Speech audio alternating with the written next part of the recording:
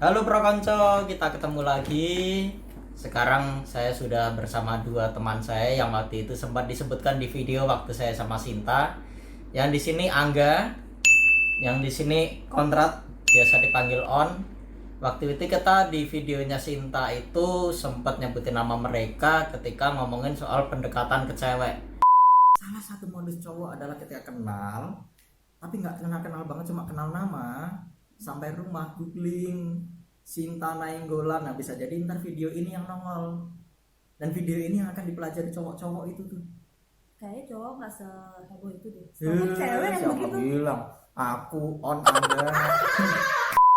Nah, mereka ini adalah teman-teman asrama saya waktu SMA dulu. Selama 4 tahun kami bareng-bareng, dan tentunya banyak cerita-cerita yang bisa dibagikan.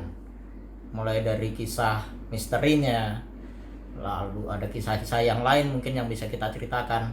Nah, sekarang kita mau bahas dulu nih soal ngenalin dulu lah, biar mereka perkenalan dulu ya. Mereka ini siapa sih sebenarnya gitu. Angga dulu deh. Nggak bisa coba weh, penrak aku. Oh ngono ya wis. Halo teman-teman, perkenalkan saya Angga. Saya satu angkatan dengan Noventa waktu waktu SMA di Mertoyudan. Sekarang saya di Jakarta, kerja di Jakarta gitu. Next. Iya, sama. Saya juga. Namanya Konrad, boleh dipanggil On. Next. Raimu kepotong loh gak gue. Ora apa-apa. Ini Nah, susune. Ganti edit. Jadi aku ki kan ngene golek-golek nang video nang YouTube, nang googling lah pokoknya men. Nang asramane dhewe kan ana satu tokoh sing betapa legendarisnya kan. Bentar, nasa dikat. Iki nang bahasa Indonesia, bahasa Jawa. Bahasa Jawa. Ora paham lho. Ora apa-apa. Videomu kok ora paham. Ora apa-apa. Engko tak jajal kayak iso. Oh ya wis, ya ulang. Dhewe nggo basa Jawa wae. Soalnya nggo basa Indonesia kaku ta. Ora bebas. enggak juga sih. Hah? Enggak juga ya, Mbak. Iya, bisa menyesuaikan. Bisa menyesuaikan saat sini. Menyesuaikan. Engko nek misalnya ono istilah-istilah sing bisa bisa pakai bahasa Indonesia, bahasa Jawa wae. Oh ya wes yo, kita Oh. lanjut. Kalau gitu kita akan pakai bahasa Indonesia. Jadi ada satu tokoh di asrama kami itu yang begitu legendaris. Semua angkatan kayaknya tahu. Namanya adalah Mr. Pantofel. Nah, siapakah dia? Dia adalah sesosok tokoh yang menemani kita biasanya di malam hari doang. Mungkin Angga ada cerita nggak kan sama Mr. Sebenarnya- Pantofel nggak? Iya sih. Karena kalau jadi bentuknya itu nggak ada wujudnya. Jadi kayak kita cuma dengar suaranya doang aja.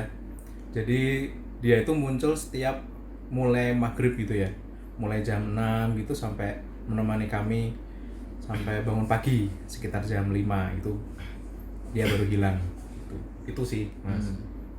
Terus kenapa sih pantofel gitu? Apakah karena asrama kita dulunya buat tentara sama polisi, atau karena dibangun waktu zaman Belanda kali ya? Mungkin ya. Jadi memang suaranya tuh mirip suara-suara pantofel gitu. Suara sepatu berjalan. Jadi kalau waktu itu kan jadi sebenarnya itu kan dulu dipergunakan tidak hanya sebagai tempat calon imam, tapi sebelum juga digunakan sebagai sekolah polisian di zaman setelah Jepang. Pas penjajahan Jepang pun sebenarnya juga digunakan untuk pendidikan atau sekolah pertanian, Nagako namanya. Dan kemungkinan pasti ada residu-residu terkait dengan residu energi ya, terkait dengan dulu yang sudah pernah meninggal menggunakan entah itu seragam atau tentara yang meninggal di sana gitu.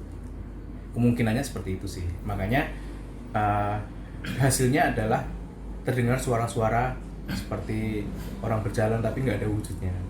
Gitu. Nah, terus yang bikin serem lagi adalah tempat tinggal kita itu kayak barak. Jadi satu tempat, ruangan gede, terus tempat tidurnya yang tingkat ya. Tingkat terus yang besi gitu. Jadi ketika jalan itu kayak ada yang ngetok-ngetok juga, selain ada suara pantofel juga kayak tok tok tok tok. Wah, serem. Ya, tidak mengetok-ngetok sih, lebih tepatnya seperti kayak ada yang mengeluarkan sabuk kan, bahasa sabuknya tuh ikat pinggang itu kan ada kayak besinya, ada besinya, terus kayak dibunyiin di setiap tempat tidur. Kan tempat tidur kami bentuknya besi, terbuat dari besi gitu. Jadi ada suara teng teng teng teng teng teng teng gitu. Sama Itu sih. sama seperti kalau misalnya ada tiang listrik dipukul, nah tapi tiang listriknya jajaran. Ya, betul. Nah, Ya, gitu. soalnya kurang lebih gitu ya. Nah, terus pengalaman pribadimu nggak? Kalau pengalaman pribadi saya waktu itu sebenarnya banyak sih, cuman nanti ada 2 kelihatannya, nanti aku cerita. Jadi suatu kali pernah nih awal-awal masuk Natayudan itu kan, kalau teman-teman masih ingatku pas zaman mos ngono kuwi. Nah itu kan 1 bulan yang nggak ketemu orang tua kan. Nah nggak ketemu orang tua, kemudian kita cuman harus bisa mengenal teman-teman satu angkatan yang dari mana-mana, dari segala penjuru Indonesia ada. Terus ya kita tinggal bersama gitu. Apalagi kita perlu adaptasi dengan lingkungan baru, tempat tidur baru, suasana baru, kemudian cuaca yang berbeda juga. Nah suatu kali pada malam, entah kenapa setiap malam tuh, tidak setiap hari ya, ketika suatu malam saya tuh kebangun kayak ngelilir gitu, kebangun malam-malam. Nah biasanya kalau kebangun malam-malam itu sekitar jam 2:30 sampai jam 3. Saya nggak tahu tuh apakah sudah ada penelitiannya atau belum. Cuman biasanya kalau orang bangun malam itu sekitar jam 3 sampai 2:30 sampai jam 3:30 gitu. Nah suatu kali saya bangun kayak buka mata gitu, itu posisi saya tidur di atas. Jadi tempat tidurnya kan tadi diceritakan tempat tidurnya tingkat gitu ya, saya tidur di atas. Nah posisinya tempat tidurnya itu istilahnya namanya dormitorium, tempat tidur. Itu tingginya kurang lebih 3,5 meter atau 4 meter, tinggi banget. Jadi ketika saya buka mata gitu, terus aduh kok mesti kok jam segini gitu. Terus saya coba merem, saya coba tutup mata sambil coba tetap tidur. Tiba-tiba tuh di atas tuh ada kayak bayangan hitam gitu. Ada bayangan hitam yang kayak terbang lewat Kain gitu. Kayak kain.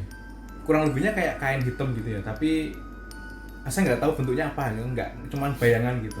Terus saya kaget, saya bangun, loh apa kuwi gitu. Saya nggak tahu tuh apa namanya, bentuknya apa, wujudnya apa, saya nggak tahu, cuma bayangan hitam gitu. Dan itu terjadi 2 kali. Dan saya coba merem lagi, ada bayangan lewat lagi gitu.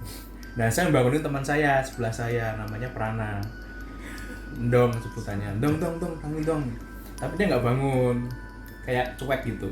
Habis terus saya kan takut kan, saya tutup pakai selimut biar bisa tidur. Terus tiba-tiba itu di bawah tuh ada suara sepatu berjalan. Saya nggak tahu awalnya suara apa, kayak prok mondar mandir gitu, prok utara ke selatan, selatan ke utara gitu. Nah itu semakin membuat saya merinding gitu. Terus apa yang saya lakukan? Ini mungkin teman-teman pasti udah tahu ceritanya. Ngedar kamar Romo. Terus saya turun dari tempat tidur. Saya beranikan diri. Jadi bayangannya adalah itu ada ruangan besar. Sebelah kiri ini ada tempat tidurnya, panjang gitu, berderet, sama sebelah kanan juga. Dan tengah-tengah itu sebagai tempat lalu lalang mau ke utara atau selatan. Nah, itu posisi saya lagi takut, kemudian saya turun di situ. Jalanlah saya untuk bertemu Romo Pamong saya. Nah, ini posisinya adalah tempat tidur kami itu bersebelahan dengan tempat tidur Romo, hanya dibatasi dengan 1 pintu aja. Jadi bisa tembus gitu. Terhubung gitu, ruangan dan kamar beliau terhubung. Betul. Terus kemudian saya mencoba untuk pergi ke sana. Nah, ketika saya jalan ke sana, bayangan saya itu adalah di belakang saya tuh kayak ada orang baris gitu yang yang kayak yang ngikutin saya gitu. Tapi nggak ada suaranya, cuman perasaannya kayak berat, belajar itu berat gitu. Terus saya beranikan diri, kemudian ketemu Romo, saya nggak bisa tidur. Terus kenapa, ditanyain kenapa nggak bisa tidur, dan ketemu ada bayangan lah, ada suara lah, dan sebagainya. Terus endingnya saya diberi rosario untuk tidur, untuk menemani tidur, untuk doa gitu kan. Terus saya disuruh tidur di tempat tidur kosong yang di dekat pintu. Nah ya udah, saya tidur situ. Dan saya bisa tidur gitu. Akhirnya saya cerita ke teman-teman bahwa saya punya pengalaman itu, terus jadi viral lah. Terus saya ditanya sama teman saya, kowe turun di Juran, kau tidur di mana? Saya tidur di ini, di tempat tidur kosong yang dekat pintu. Kamu tahu nggak kenapa kok tempat tidurnya kosong? Nggak tahu. Di tempat tidurnya kosong tuh karena pada takut, soalnya di situ paling serem. No. Jangan kaget. Loh, oh iya tuh. Jadi sampai sekarang tuh tempat dunia karena tempat tidur paling tua itu, bednya paling tua, paling kuno banget. Terus nggak berani ke sana gitu. Itu sih Mas pengalamannya yang pertama. Ngundang aku masih loh, boy. Ngundang jeneng wae. Oh iya. Ngundang masih loh kayak aku. Ono ceritane. Oh alah. Kalau Kayak kan ono kan Konrad mungkin. Belum pernah mengalami, cuma dengar cerita kayak begini. Tapi nggak cuma dia doang yang cerita, teman-teman banyak juga. Banyak banget yang denger ya. Iya. Yang denger. Prinsipnya sih sama, dengar suara pantofel berjalan gitu kan. Terus dengar kayak itu tadi tiang listrik dipukul berentetan. Jadi semacam dia berlari sambil mukulin itu tiang-tiang. Iya. Tapi belum pernah ngalamin langsung. Kalau saya yang dengar sendiri. Itu. Nek aku ki nganu. Jadi kalau udah tidur itu tuh 12. sering kebangun enggak? Oh, sering kebangun. Ntar aku. Bablas. Nah aku turu ya. Kalau saya tidur itu sering kebangun sama kayak Angga tuh jam 2:30, jam 3. Makanya setelah itu tiap kali kita kan ada refleksi malam. Tiap malam sebelum tidur itu bikin refleksi, itu kayak bikin apa ya? Curhat diary gitu ya, kayak bikin diary tapi lebih ke apa sih yang kamu rasakan hari ini, peran Tuhan apa yang kamu rasakan di hari ini, seperti itu. Nah di tiap kali akhir refleksi pasti saya tulis, ya Tuhan semoga saya bisa tidur dengan nyenyak dan bisa bangun pada waktunya, tepat waktu. Akhirnya artinya tidak bangun sebelum waktunya yang ditentukan. Kita kan bangun jam 5:04. Nah kalau bangun 2:30, jam 3 itu pasti yang dirasain sama kayak Angga. Nah waktu itu yang paling serem sih, tempat tidur kan awalnya di bawah tuh saya tuh. Tempat tidur di bawah. Habis itu dengar tuh suara tuh klotak gitu kan. Kita langsung otomatis lihat dong, siapa lagi nih selain gua nih yang masih bangun, siapa lagi nih gitu kan. Lihat nggak ada nih yang bangun nih. Sementara itu suara masih terus klotak. Nah habis itu kayak yang suara besi tadi, tek. Wah ini nih males nih kayak udah begini nih ya kan. Sama kayak Angga tuh, tutupin selimut ya kan biar nggak usah lihat aja gitu, tutupan selimut. Kalau nggak ya tengkurap gitu kan. Nah tahu-tahu suaranya makin mendekat tuh. Oh iya. Waduh. Klotak. Yeah. Nah mandek atau berhenti itu di tempat tidur saya tuh. Tempat tidur. Habis itu suara tempat tidurnya bunyi gini, nyek gitu. Jadi oh iya, ada ini yang kayak beneran gitu ya. lu ngone tempat tidurku ya. Wopo ides banget. Ya udah tuh. Mau dilihat takut, nggak dilihat ini tahu nih ada hawanya di sini nih gitu loh. Itu yang serem sih. Abis itu kan karena dulu aku kan ketua Bawel 7. Bawel itu basis wilayah, jadi ada ketua ada kelompok-kelompok di dalam kelompok gitu. Kelompok kecil. Nah, waktu itu pengalaman sama Adit. Kan tidur di atas, akhirnya kan karena si Aditnya sama ngalamin kayak gitu. Adit ngalami kayak ngono, njaluk dikancani. Terus Wis aku pindah dhuwur tuh. Baru nang dhuwur iki karo Adit ki. Adit gugah. Nuf. Apa Adit? Ono meneh. Ketakutan gitu kan. Harus melek to loro-lorone. Terus Nah, habis itu Adit bilang gini. Bawahnya Adit itu yang tidur Fajar tuh. Si Fajar kon meneng aja digoyang-goyang gitu kan. Saya lihat dong ke bawah tempat tidurnya Adit tuh. Bilang ke Adit, "Dit, Fajar turu." Ayo sing goyang sopo, Des? Goyang-goyang tempat tidurnya tuh. Turu. Akhirnya pas mau tidur gitu, jadi ini kan tempat tidur. Terus di sini ada loker buat kita baju kan. Lokernya bunyi. Dek. Habis itu, aduh ini gimana ini kan? Akhirnya udah merem aja. Adiknya teriak-teriak. Ojo ditinggalin. tapi seru gitu. Nah, anehnya kalau kita beranikan diri gitu ya buat duduk gitu. Duduk bener-bener melek gitu kayak nantang gitu ya. Lebih ke wes lah wani mati gitu, itu tiba-tiba hilang. Ya. Tapi ketika kita takut makin ngeri. Kayaknya dia makin kuat gitu. Sampai sekarang saya nggak tahu apakah dia itu tujuannya cuma buat nakut-nakutin atau memang buat ngetes mental kita, ya nggak tahu, karena ini kan calon imam gitu. Nggak mungkin lah kalau itu nggak bisa dihilangin, tapi kayaknya memang dibiarkan saja gitu, kayak ya sudah, dia lebih dulu tinggal di sini daripada kita, mungkin ya. Gitu Kalau sih. terkait dengan pengalaman yang digoyang-goyang, saya juga punya pengalaman. Jadi semester 2 itu saya kalau setiap semester tuh pasti sudah ganti kelompok gitu. Ganti kelompok juga ganti tempat tidur. Maksudnya yang awalnya tidur di sebelah utara mungkin atau di barat, jadi ke timur gitu. Jadi ngikutin apa jatah kelompoknya di mana. Nah, suatu kali lagi nih, suatu malam saya kebangun malam-malam ngelilir gitu kan. Saya nggak tahu tuh kenapa kok mesti ngelilirnya jam 3:kurang seperempat waktu itu ngelilirnya. Nah, karena saya udah mulai terbiasa dengan tekan pantofel itu, jadi ya aku biasa wae. Nah, suatu kali ketika udah ngelilir, saya dengar suara pantofel jalan sama utara ke selatan gitu. Oh, tapi masih takut. Saya nggak tahu, masih takut aja gitu. Terus saya coba ngintip pakai selimut tuh kan, ngintip. Saya coba ngintip. Iseng banget. Rano wujudnya. Nggak ada bentuknya sama sekali, nggak ada. Tapi kedengaran suaranya gitu. Jalan gitu, muter. Gitu. Terus suatu kali kan saya karena takut saya cuman bisa doa Bapak kami salam Maria, diulang-ulang ya. Terus suatu kali udah tuh hilang, nggak ada suara pantofelnya tuh, udah mulai aman kan. Terus suatu kali setelah itu saya coba tidur, ternyata ada suara pintu lemari yang dibuka sama ditutup. Itu nggak sekali 2 kali, 5 kali kelihatannya. Jadi kayak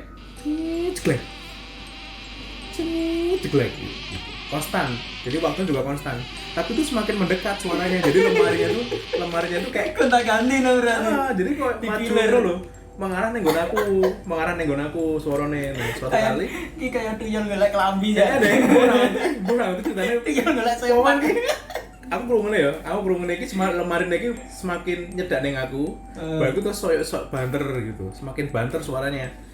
Terus ketika sudah berapa langkah gitu dekat di tempat saya, sudah nggak ada lemari buka. Tiba-tiba udah kecium bau wangi banget, seng gitu. Waduh, masya Allah. Mesti aku berkupan ya Allah. Bapak kami salam Maria. Terus ada suara pantofel mendekati saya. Jadi saya kan tidurnya pada begini ya, ini. Nah, ini jalan yang lalu lintas itu. Ini kepala saya nih. Ini gimana sih? Nah, ini kepala saya. Nah, ini ada lorong, ini lemari. Nah, di sini nih kepala saya. Dia berdiri di sini, di kepalaku sini ketika aku tidur. Terus baunya wangi, terus ada pantofel di belakang saya, kerasa dong. Saya nggak berani untuk buka, ini nggak berani. Baru terus beberapa lama kemudian mulai goyang tuh kasurnya tuh, ngiku. Iseng ya. Iseng banget nggak sih? 1 sampai 2 menit lah digoyang gini. Waduh, ya Allah, ya Tuhan, aku nggak ngerti lagi gitu kan. Udah salam Bapak kami. Setelah 2 menitan gitulah kurang lebih ya. Setelah 2 menitan terus bentuk misternya itu menjauh terus hilang. Terus saya bisa tidur. Nah, aku kan nggak percaya gitu kan. Masih nggak percaya gitu. Nah, pagi-pagi setelah misa terus makan pagi, aku tanya sama temanku yang tidur di atas. Kowe ngopo mambungnya goyang-goyang? Enggak, aku nggak goyang-goyang, aku tidurnya pules gitu. Wah, kejadiannya kayak pacar ya, adik pacar ya. Baru terus, saya goyang-goyang sopo. Tuh pengalamannya. Jadi 2 kali lah sama Mr. Pantofel. Wah. Tuh, tapi kalau menurut aku refleksinya adalah kalau di Katolik itu kan ada, kalau teman-teman baca Aku Percaya yang panjang itu kan ada aku percaya akan yang kelihatan dan tidak kelihatan, intinya. Nah, itu salah satu bentuk yang tidak kelihatan. Mungkin mereka juga menguji kita bahwa tidak hanya iman kita atau intelektual kita yang diolah, tapi juga secara jiwa kita juga diolah. Nah, pengalaman pertama diganggui pengalaman sing pas kowe nganti ngetok kamare Romo kuwi. Itu pertama kali karena baru pertama kali dalam hidupku yang berkontak langsung dengan hal-hal yang seperti itu. Dan itu yang pertama kali, makanya aku terus nggak siap kan, terus aku duduk kamare Romo Sabto gitu. Oh iya, yang belum tahu Romo Pamong itu adalah Romo kayak Romo pendamping ya. Jadi setiap angkatan itu kita kan ada 4 angkatan ya, karena 4 tahun di situ. Jadi tiap angkatan itu ada Romo Pamong dan Frater Supamong. Ya. Kayak Romo pendamping dan Frater Sup pendamping gitu. Nah, Konrad pengalaman pertama ngono kan? Oh, pengalaman horormu yang ngono-ngono tok wae ya. Ra ono, kita Konrad nggak pernah cerita terkait Ngerti ra ngopo? wes tuh. Kontrak wis ono dhisik sak gerunge kuwi, makanya dhek ngajeni. Ya. Ini for your info aja, FYI aja untuk teman-teman. Sebenarnya itu dibangun di tahun 1940-an untuk gedungnya. 1912 Itu 1912 itu Romo Satiman. Jadi izin dari Vatikan turun ke Jawa untuk mendirikan seminari itu tahun 1912. Jadi bukan gedung secara fisiknya yang 1912, tapi izinnya untuk mendirikan seminari itu di tahun 1912. Itu yang diperingati sebagai cikal bakal berdirinya seminari Montaidan. Cuman kalau untuk bangunannya sendiri di tahun 1940-an, 1940 persisnya. Itu baru berdiri. Tapi yang masih zaman-zaman Belanda ya, Pak. Zaman-zaman Belanda sama zaman-zaman ini Jepang. Kemudian tadi untuk bersejarah juga ya. Jadi setelah zaman Jepang untuk pendidikan pertanian itu terus diambil alih untuk pendidikan kepolisian. Lalu setelah itu ada pemberontakan Belanda gitu, agresi kelihatannya. Kemudian gedungnya itu bumi hanguskan semua. Kemudian dibangun lagi di sekitar tahun 1958. Kemudian untuk itu baru bangunan Domus Patrum, Pak teman-teman, nanti di share aja gambarnya. Ada ya. Ada Domus Patrum, kemudian MM1 sama MM2. Kemudian di tahun 1968 baru dibangun Medan Pratama sama Medan Utama, di komplek Medan Utama. Terus gedung yang terbaru sebelum yang gedung musik itu gedung perpustakaan yang dekat lapangan. Itu dibangun tahun 1980-an deh. Baru ada gedung musik yang dulunya tempat gudang ya. Dulu tuh gudang untuk penyimpanan kursi, kemudian Gudang ya biyen ya? Aku lali barang bekas, posko. Posko. Nah, aku jadi ingat kenapa kemungkinan adalah tempat gudang posko itu sebagai gudang alat pertanian Nagaku waktu itu, karena di sana disimpan juga kayak pacul, sekop dan sebagainya. Itu sebagai sebagai tanda bahwa dulu pernah ada pendidikan pertanian ya, makanya dibangun itu gudang Bosco itu. Kenapa Bosco? Karena motonya ora et labora. Don Bosco ora ya. Emang nyambung dengan gunung. Makan ini. Ini jenenge Don Bolan ini. Gitu, itu FYI buat teman-teman yang belum pernah. Gitu sih. Kalau untuk pengalaman terkait dunia astral itu sebenarnya setiap spot di Mertoyudan tuh banyak. Ada, dan residual energi pun juga masing-masing tempat juga punya. Ini kayak Om Han ya. Jadinya Om Hao. Jadinya Om Hao. Atau nonton ya. Aku tak browsing sih residu itu apa. KTJ kisah tanah Jawa. Jadi residual energi itu energi yang tertinggal dari masa lalu. Oke. Yang tertinggal terus kemudian muncul gesekan ke dunia sekarang, makanya muncul kayak suara atau bayangan gitu. Nah, aku pengalaman pertama niki pas ujian masuk, tes masuk itu udah langsung tuh kena tuh. Gimana? Jadi kan kami waktu tes itu tempat tidurnya adalah tempat tidur kami yang waktu masuk angkatan pertama. Jadi di MP Medan Pratama yang tempat kejadian ada Mr. Pantofel itu. Nah, kita kan dulu tidur di situ kan. Nah, karena datangnya paling terakhir, biasa rumah deket kan datang terakhir. Dapat tempat tidur yang paling pojok. Paling pojok yang paling jauh dari kamarnya Romo tuh. Paling pojok. Sampai jam 11, jam 12 itu kan ada suara kayak orang ngobrol nih. Orang ngobrol tuh tapi nggak jelas nih ngobrol apaan kan no. Terus Tapi kalau kami ujian itu kan ada namanya Angelus itu tuh kakak kelas yang mendampingi kami untuk ikut tes masuk itu, mendampingi kami, membantu kami dalam menyiapkan kebutuhan kami juga. Nah tak pikir Angelus Dani dong lembur boyo gitu kan, gila pada lembur apa ya, sampai jam segini belum tidur. Akhirnya karena berisik kan nggak bisa tidur kan, sekitar sejam kemudian 2 jam kemudian, sekitar pokoknya udah dini hari lah, jam 2 jam 3 itu kok suaranya aneh nih, mulai merasakan ada keanehan gitu loh. Kenapa suaranya bisa sekonstan itu? Konstan gimana? Biasa orang ngobrol kan ada diemnya, nanti tiba-tiba ngakak, wah kencang lagi kan. Kalau ini enggak. Ini berdoa kali ya, masih positive thinking kan, berdoa kali. Berdoa gitu kan. Berdoa mungkin mereka ada giliran doa kan, jadi suaranya konstan. Sampai akhirnya pagi hari mulai sadar, masa ada orang berdoa di taman. Jadi tak pikir itu ruang komputer itu. Ternyata pas buka jendela taman itu di situ kan. Nah masa ngomong ngobrol bengi-bengi none taman iki guys. Nggak bener itu kita. Aku lihatnya udah berarti yang semalam itu bukan orang itu. No, ya kemungkinan ya. No. Aku seko awal mlebu wis entuk ya lah wis. Kalau di MP itu menarik banget sih, pengalamannya banyak banget. Kemudian spotnya juga. Terus satu lagi yang terkenal itu adalah salah satu lukisan di Ponorogo. Saya nggak tahu mungkin di sekolah-sekolah lain juga ada ya. Di tempat kami tuh ada lukisan di Ponorogo. Ruang komputer nih. Yang sebelah ruang komputer, yang dulu tuh tempat. Iya. Apa ya? Dulu tempat Dari apa ya? matamu juga deh kayaknya. Kalau ada orang tua. Angelusan tempat kandidat juga dulu. Sekarang yuk. Ruang panitia untuk murid baru. Kandidatan. Nah, sekarang jadi tempat promo deh kelihatannya. Jadi kamar Romo.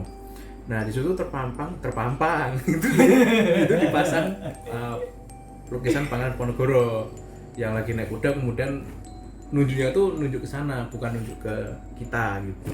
Nah, suatu kali ada tuh teman saya yang lewat, kemudian iseng lihat lukisan itu. Terus entah tiba-tiba karena nggak tahu ya dia ngerasa apa, terus dia lihat, kemudian lukisannya ngelirik dong. Tahu. Lirik ke dia terus ngikutin dia jalan. Terus itu sempat viral di tempat di angkatan kami. Terus ada pembuktian tuh, coba ada beberapa orang yang mencoba untuk dilihatin tapi nggak kejadian apa-apa. Tapi ada juga yang dilihatin terus kemudian kayak lihat sebentar terus balik lagi. Jadi lukisannya itu kayak lirik kemudian balik lagi. Itu sih, itu menarik sih. Mungkin karena bangunan tua juga lukisan juga tua juga gitu. Sebenarnya masih banyak sih urban legend kali ya. Urban legend itu kayak pastor Belanda, habis itu yang tanpa kepala, yang sering ngingetin buat udah waktunya doa malam di gereja tapi orang masih pada nongkrong. Ada ya? Ano? Aku nanti ceritanya sih. Ada MU. Ceritanya B, ngerti tidak? Kowe ono mitos-mitos enggak? Aku ngerti ceritanya. B. Aku lali ya suka sopo ya, tapi suka kakak kelas gitu ceritanya. Jadi kita kalau malam itu ada kadang-kadang refleksi pribadi, ada kadang-kadang kita yang doa malam. Kompletorium ya. Ya. Kompletorium itu di gerejanya, di gedung gerejanya kita apa namanya? Kabes, kapel besar.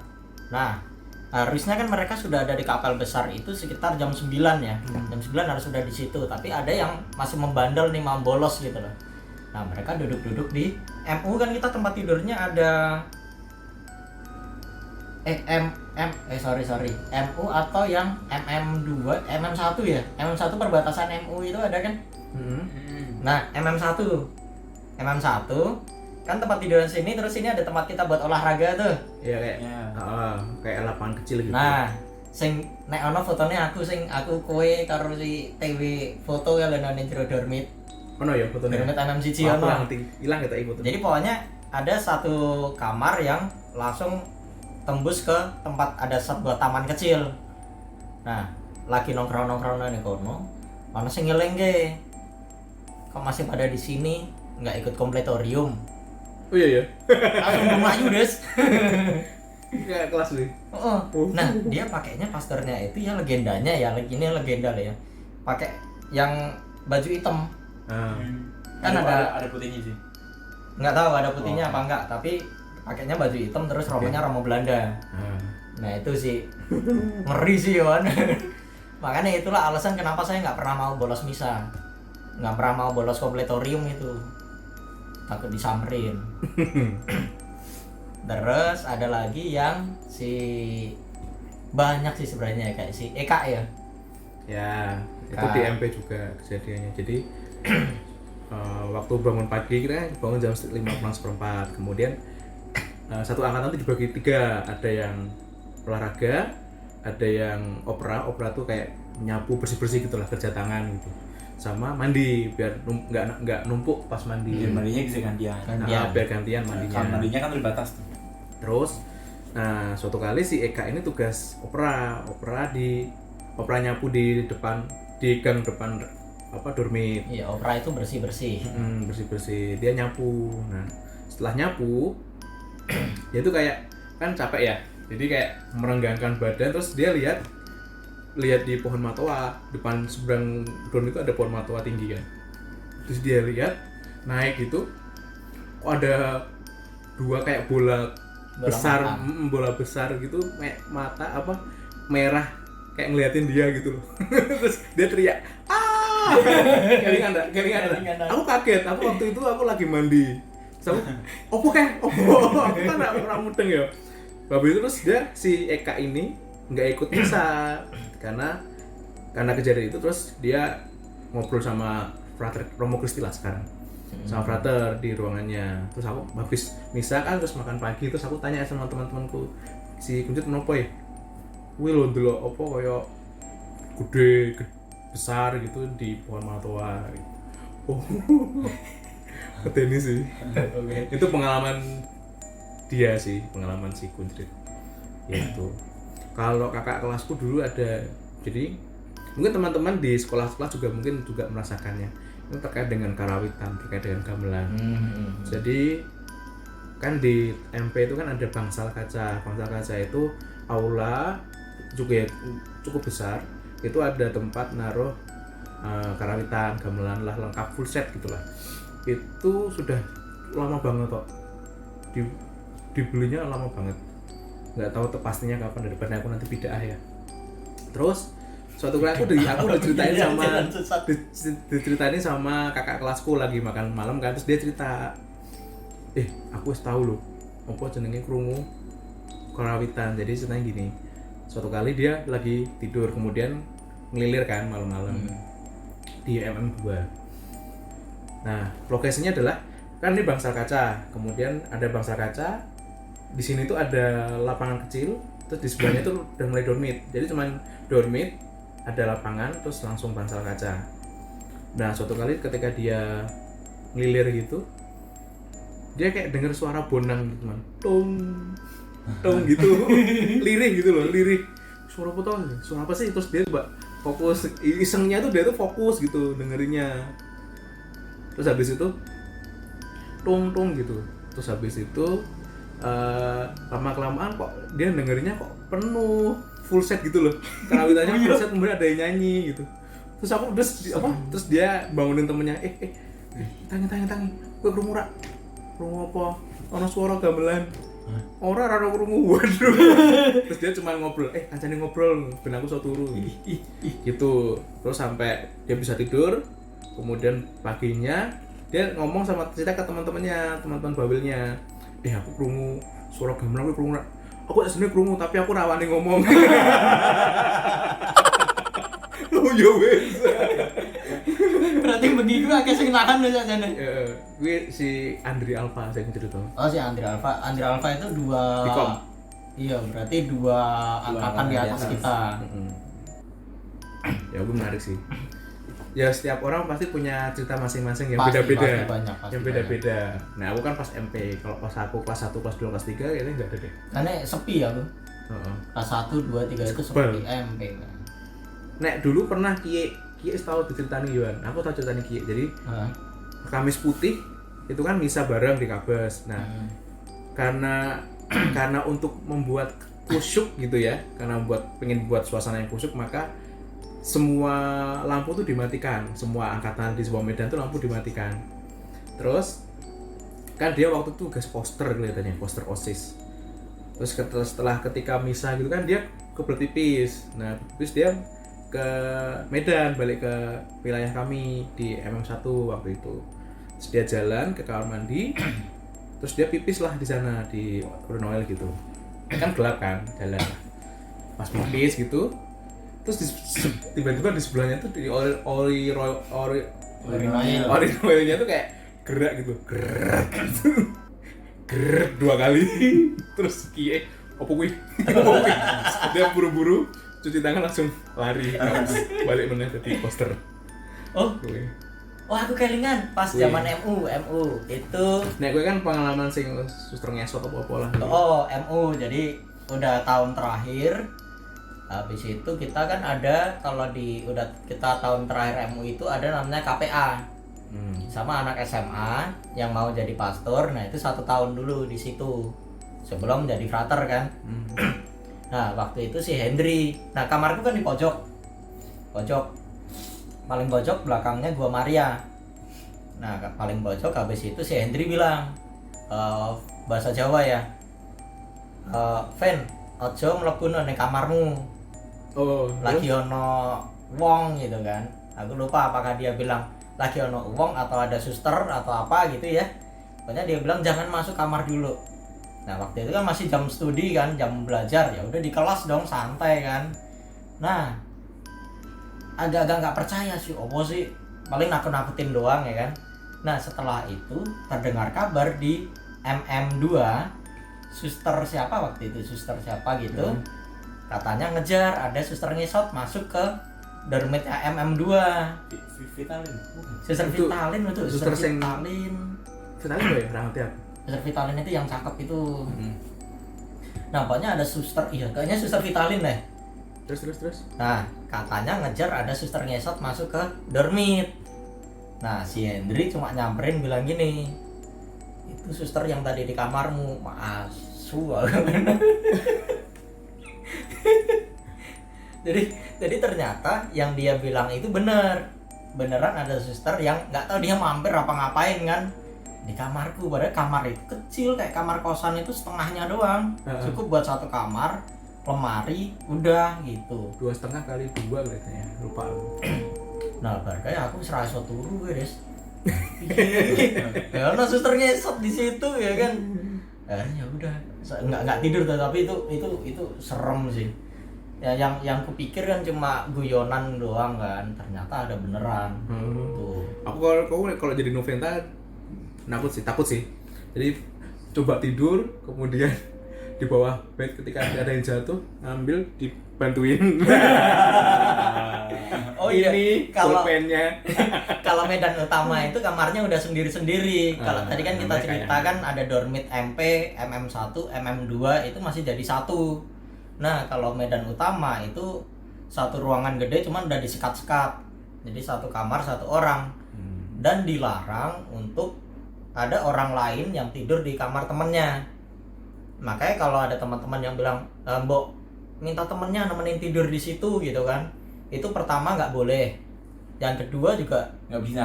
siapa yang mau juga, kalaupun bisa kan, siapa yang mau. Sempit juga sih, Sempit. nggak enak juga. Itu. Jadi tiap tempat tuh macam-macam dan penggunanya juga macam-macam. Tuh. Tapi tidak hanya kita siswa-siswa yang di sana yang ditampakin, kita juga kayak orang-orang lain yang main atau Ada. kunjungan itu pernah ditampang juga. Jadi ceritanya gini, kan Seminari itu kan tempat untuk biasanya untuk rapat juga, komisi-komisi kepemudaan, komisi liturgi gitu. Nah, suatu kali teman saya Indah, anak Paraan, itu nemenin orang tuanya rapat. Nah, dia duduk di kursi yang ada di MM2 yang dekat gazebo itu loh, yang di tidak lapangan kan gazebo Baltasar dan sebagainya. Oh iya. Depan perpustakaan. Jusel. Apa sih? Josem. Apa sih istilahnya apa? Jenenge? Josong Jogja Selatan. Joglo di sini apa? Joglo santai. Untuk apa ya? Kira-kira jenenge apa? Aku lali. Apa tuh kayak? Joglo kan Joglo Semar, Joglo Semar. Joglo nah. Ning nggone IPS kan lho. Nah.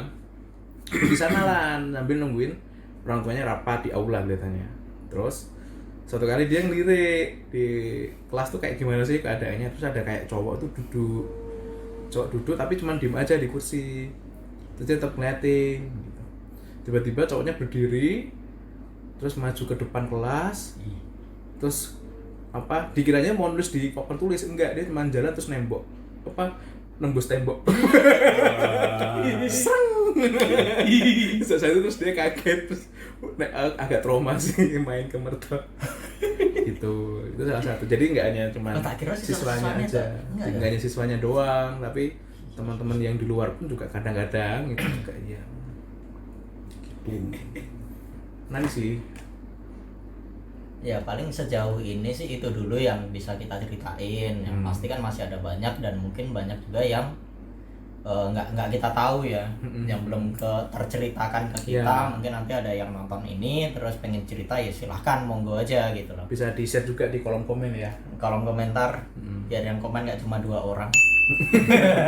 Di episode ini saya banyak diem, tapi episode lain saya cerewet. Nah, Emang ada episode apa meneh? karena yang misteri-misteri ini sudah 40 menit dan Konrad banyak diem, kita akan beralih ke cerita yang berikutnya. Oke. Ya. Kita mau cerita kisah-kisah lucu. Itunya kan 2. Yang satu tulisannya dorong, yang satu tulisannya tarik. Tarik. Nah, dia bingung, ini ada apa? Kenapa 2 pintu ini tulisannya berbeda? Bagaimana cara membukanya? Gitu. Akhirnya yang dilakukan adalah pintu yang didorong, pintu yang tulisannya ditarik. Jadi begini. Kami langsung otomatis menjauh. Kami nggak kenal.